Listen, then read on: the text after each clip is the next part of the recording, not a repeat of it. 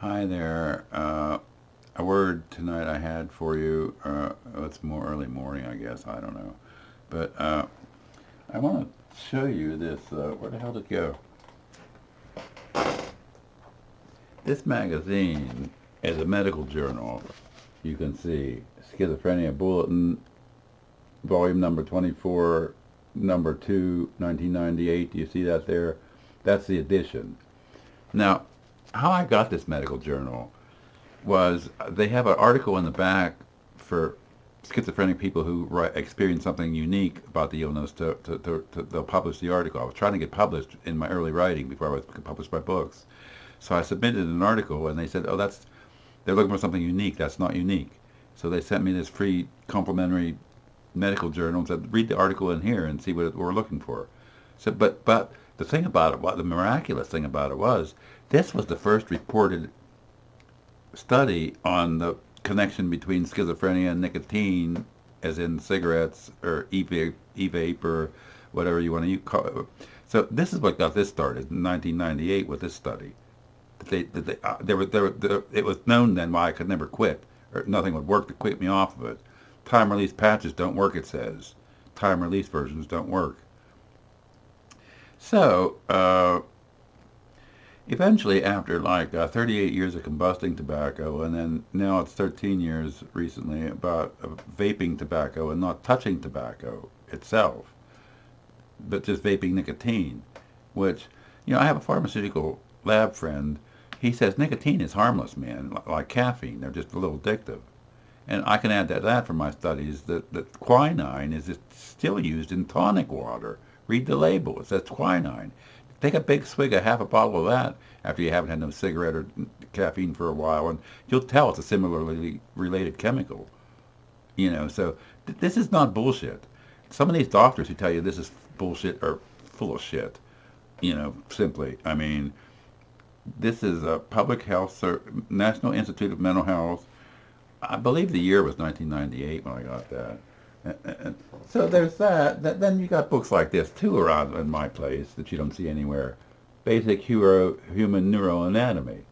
Okay, I studied this stuff back in the 80s, before I got well, and before I got real sick again too. But really sick, I mean, at that point. But uh, so anyway, after 51 years of using nicotine, I found a way to cope with the withdrawal where I did not have headaches. I noticed it was getting to be later and later in my day after getting out of bed before I would feel the urge or need to reach for my nicotine. So finally one day I said, I don't even need that. So I just went without it. But and I didn't have any withdrawal or anything, but I was fine. But then I went like 42 days, I think, and until I needed to. I was trying to write about what was happening to me with the memory and the nicotine, and all I could get was two garbled paragraphs. And I said, well, I need obviously nicotine for this. I smoked, vaped up on a dose, and then I wrote 4 pages from 2 paragraphs by using nicotine. Adding nicotine to the mix is the only thing. So, this is crazy. I mean, the vapor nicotine is clean. It's on page 222 in the Grip of Paranoid Schizophrenia 3rd edition book. A letter from an MD saying that cognitively I'm the same on e-cigarettes as I was on vapor cigarette or tobacco, and that there is a connection in schizophrenia there. So deficits in memory and memory, and yeah, that's one thing I'm stuck on now. What else is there? Focusing and memory and composure and focusing and staying focused and calm and cool, and it's a neuropsychiatric drug, nicotine. I don't care what doctor don't want to agree with me. I'm sure it is, at least in schizophrenia, with this nicotine connection to the brain, which is that way because it's written that schizophrenic brains are just not formed with as many nicotine connections. But a clinician was telling me recently that they do improve and increase in number as you get older. So, but that's welcome, of course, in my case. Uh, so I just wanted to say, in case I posted any strange videos, like the crying one and all that. I mean, I was off the nicotine, and I was happy because I didn't have that influence on my brain, But it got to where the cognitive deficits returned though, and I couldn't. I was emailing with a friend about a technical issue, and he said about the fourth week or third week, he said, "Well, what is wrong with you, man?" He said, "You're incoherent. You're getting more incoherent by the week." So I realized then it was time to get the nicotine out and dose up on it and reread what I had sent him. And I said, well, between every two words, there's a word missing. So for cognitive deficits with the schizophrenia, I'm forced to use nicotine, clean nicotine, vape nicotine. There's different ways to vape it. There's safe ways and there's unsafe ways, and that's in my second book. So the ingredient propylene glycol should be avoided at all costs. The other 100% vegetable glycerin with nicotine is harmless. Or I would be dead by now if I hadn't switched 13 years ago, over 13 years ago. So that's how bad my lungs were.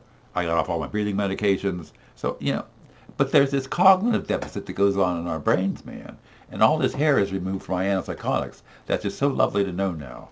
They didn't know that when I started on 28 years ago, and 18 years ago. But now it's, yeah, the chrome dome effect, they used to call it, Never thought I'd have it, having a full head of hair all my life. Kind of bums me out.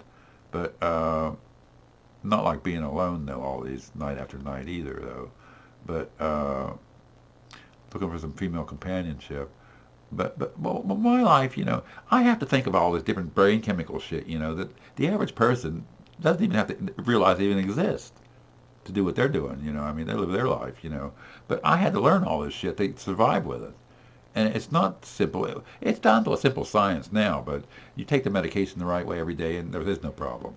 So, and like I said before, my goal is to go 50 years and say, as long as you take your medication, you've got it beat. It has to be effective medication, I always stressed in my writings. So medication, if it's not effective and you're forced to take it, can be torture. And that should be illegal by some psychiatrists who are still operating today in a backwards way. But anyway, to be on top of it, well, you're not a problem for the community, or the CIA actually was involved. God, you ought to read my book. They assigned employees to call me in September of 1993 and to the local police chief to keep an eye on what my whereabouts and nature of what I was going to do next might be. Until the next year, then the first medication I knew that would be possible maybe to help make a difference for me was legalized 10 years after the worst part of the illness. So whose fault was that? I blame the FDA for not legalizing that soon enough here. Of course, another 10 years on this medication, where will my hair be then? I don't know what to do with my hair. I'm just a mess. But I'm sane. And people who know the difference in me from many years ago now, 28 or more years ago, 29 years ago now, I guess, I was on the loose yet. But I'm sorry about all that, But when there was no medication invented, until that 1994, what was I supposed to do all those years since 1975 when I was diagnosed? Except suffer horrendously. And anybody who don't like it, what I have to say, I really don't care at my age. Anyways, it's been a nightmare, in different ways, at different eras of my life, and epochs, and turning points, crossroad junctions, and but I take my medication, and I'm not a problem for society. There's a file, I don't know how long, at the CIA, and the Secret Service file was half an inch thick, and those parts are in my book too, some pages scanned from there. But it's an interesting book about the illness if you can read a book. Not everybody can or will, but it's in the grip of paranoid schizophrenia in the Ohio library system. Any Ohio library card can get it for you. If you want to know me, that's the only recorded history of my whole history. All these different facilities I was seen at, the records have been destroyed. So that's valuable document, that book. I'm glad I started to write it in 1997 when I did. And, so I hope it helps you understand the illness if you want to understand it. It seems to help everybody else who reads it. Uh, well, peace and love to everybody, and I'll just keep trying to hang on here and stay calm, cool, and collected.